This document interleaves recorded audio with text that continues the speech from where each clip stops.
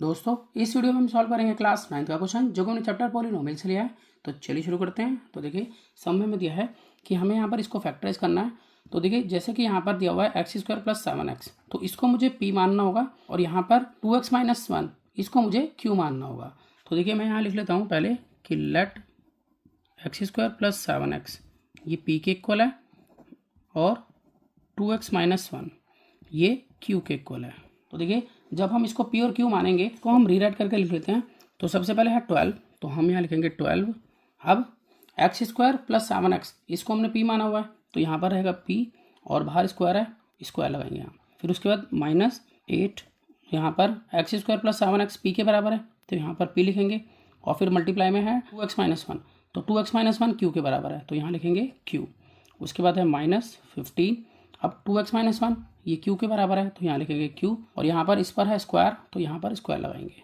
अब यहाँ पर ये एक क्वाड्रेटिक इक्वेशन बन गई है तो इसको हम यहाँ पर स्प्लिटिंग मेथड से सॉल्व कर सकते हैं। तो देखिए स्प्लिटिंग मेथड से सॉल्व करने के लिए पहले हम जो p स्क्वायर का कॉफिशेंट है और q स्क्वायर का जो कॉफिशेंट है इसको हम मल्टीप्लाई कराएंगे। तो यानी कि 12 को अगर हम मल्टीप्लाई कराते हैं माइनस 15 से तो हमारे पास आ जाता है माइनस का 180। तो यानी कि हमें दो नंबर सोचने हैं जिनको मल्टीप्लाई कराएं तो माइनस का 180 आए और उन्हीं दोनों नंबर को प्लस या माइनस करें तो पी क्यू का कोफिशिएंट जो है ना -8 वो आना चाहिए।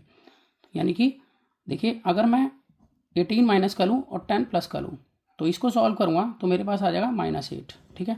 और अगर मैं इन्हीं दोनों नंबर को मल्टीप्लाई करूँगा -18 को मैं अगर मल्टीप्लाई करता हूँ 10 से, ठीक है, तो मेरे पास यहाँ पर माइनस का 180 भी आ जाएगा। तो ये दो नंबर जो हैं वो सुटेबल हैं, ठीक है। तो ये जो -8pq है ना इसको मैं ब्रेक करके लिखूँगा इस तरह से कि 12 p स्क्वायर फिर -18 pq फिर प्लस 10 pq और आगे है -15 q स्क्वायर। देखिए हम पहले दो टर्म में से कॉमन लेंगे पहले, फिर उसके बाद लास्ट की दो टर्म में से कॉमन लेंगे।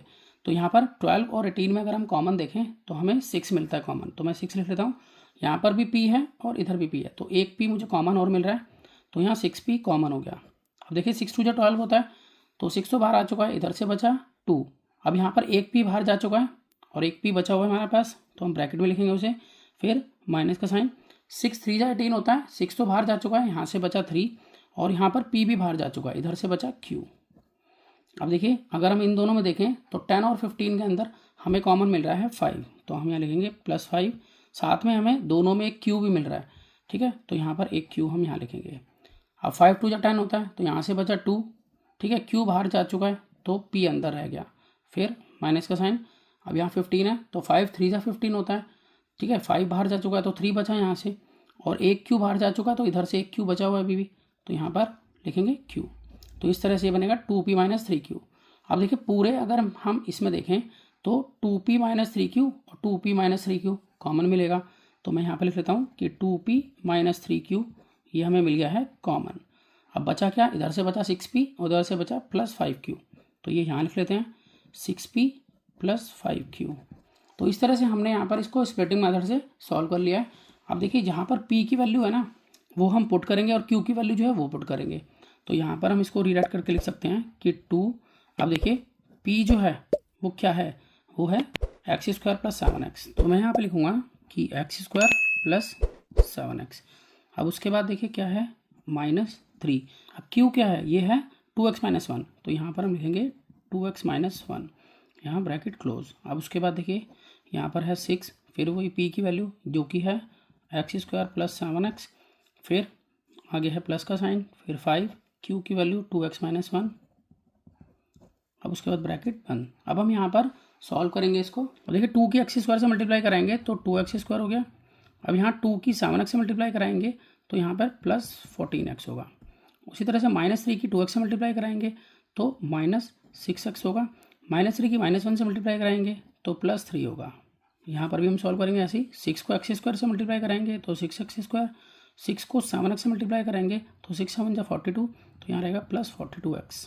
उसके बाद 5 को 2x से मल्टीप्लाई कराएंगे तो +10x, 5 को -1 से मल्टीप्लाई कराएंगे तो -5।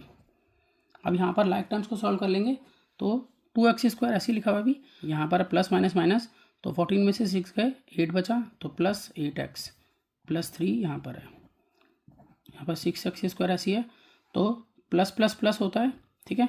तो यहाँ पर इन दोनों को प्लस करेंगे तो ये बनेगा 52x और -5 ऐसी है भी। तो अब ये पूरी तरह से फैक्टराइज हो चुका है। आई होप आपको ये समझ में आया होगा। इसी तरह के बहुत से सम क्लास 9 के लिए पहले से अपलोड है, आप उन्हें देख सकते हैं। तो मिलते हैं नेक्स्ट वीडियो में और नए सम के साथ, तब तक के लिए गुड बाय।